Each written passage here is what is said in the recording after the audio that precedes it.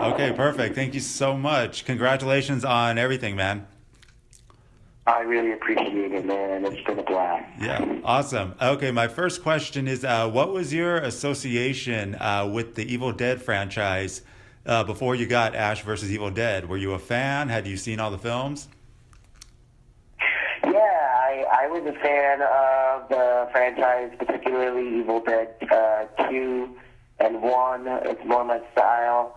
I was a huge horror fan as a kid. I always wanted to be, running from monsters and saving people from monsters. And, I'm one step closer to being the superhero I wanted to be when I was a little kid. I'm basically the first Latino sidekick on a horror television series. Yes, that's great. That's awesome. Do you think Latinos are making a big strides in horror or in the entertainment industry as a whole?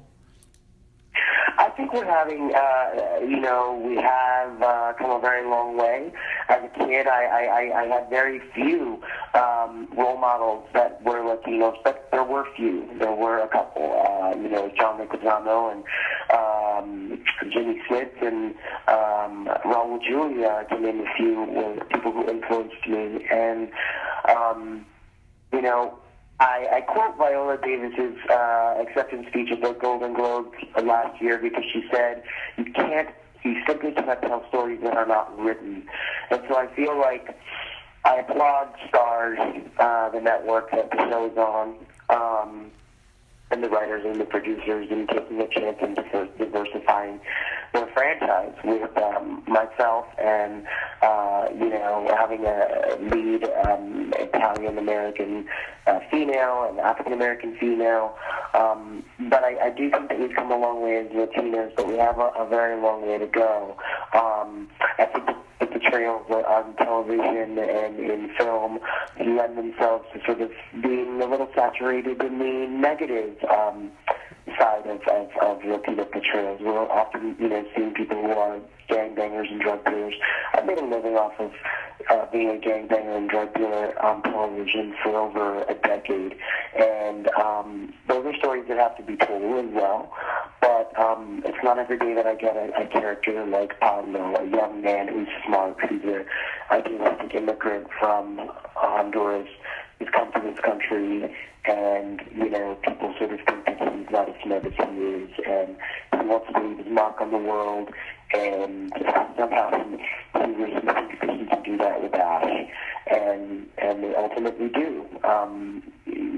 Together with a couple of other people along the way, he's on the path to being saving the world from evil. What better thing to do than to save the world? So. Right. I think it's a great opportunity. It's an incredible opportunity, and I think that, it's got to start somewhere. And I think that what's innovative about it is that it's a fresh sort of character and perspective that we haven't seen before. And we've been able to put it out there with the sort of comical horror genre, and we haven't seen that before. So that's what makes me really excited. Right. That's amazing. Could you tell me what you brought to the character of Pablo that maybe wasn't in the script, or was everything on the page, or did you add your own little quirks or nuances? I definitely added my own, things to the character. You find the voice, and we were allowed to sort of improvise and do a lot of take a lot of risks. We often only get one or two takes because of time constraints with blood and cleanup and special effects and stuff like that. So I would really just be like, okay, I want to do what I want and try to get that out there and trust that I can trust in that. Sam did a really good thing. Sam Raimi and the team that put this show together, they wanted to find people that have a sort of quality that Ash and Bruce has, that Bruce has as an actor and as a star, and the confidence that Ash has.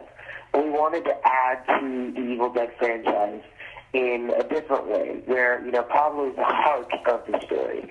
Kelly is the brains of the operation, and Ash is the muscle. And together, these three people sort of form this ultimate monster fighting squad. And so I wasn't afraid to sort of allow my improv and my voice to shine, because it was made very clear that he is a guy with a big heart. He's the good conscience of the story, and he is also the eyes and the ears of the audience. And if I just sort of stuck to that and stayed true to that, I knew I would be okay. And that's what I tried to do, and I had my fingers crossed. And it seems like, from what I've seen on social media and interviews, people are liking it. So awesome. I think in life, you got to trust yourself and believe in yourself every day, because that's all you got. And the world will let you know if you're doing the right thing. And it's letting you know. Yeah. No, that's great. So as everyone knows, it's been renewed already for a second season. Is there anything we could expect? Is there anything you could give away? Or there's a lot more blood. Yeah. We will have a lot more blood. The heads will roll as they have been.